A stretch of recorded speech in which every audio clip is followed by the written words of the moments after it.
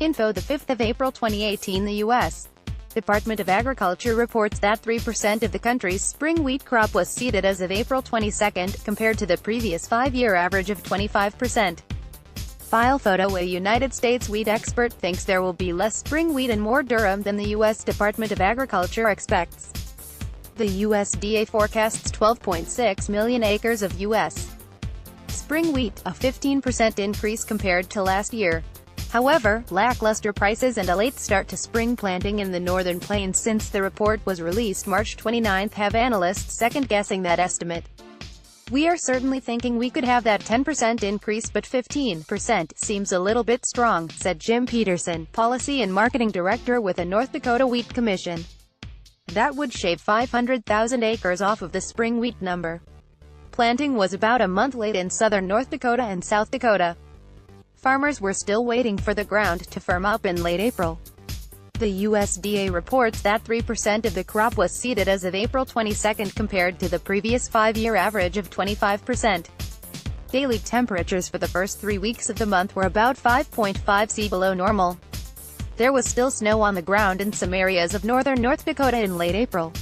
"We kind of had February weather in April," said Peterson. He believes wheat lost some ground to soybeans due to the planting delays, a setback in wheat prices and price resiliency in soybeans. Cash prices for spring wheat were about $5.50 a bushel in late April.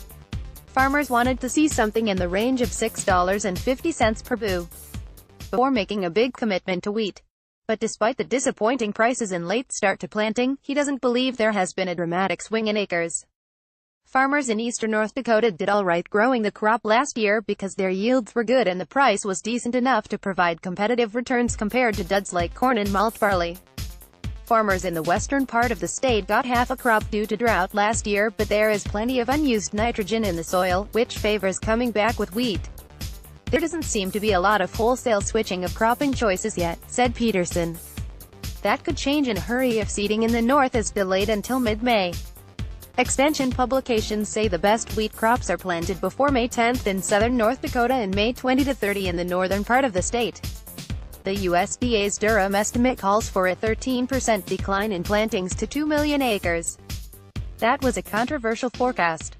The trade was expecting 2.4 million acres, a slight increase over the 2.3 million acres planted in 2017. Peterson believes the USDA's estimate is far more realistic than the trade's because growers are not pleased with the 2017-18 durum market.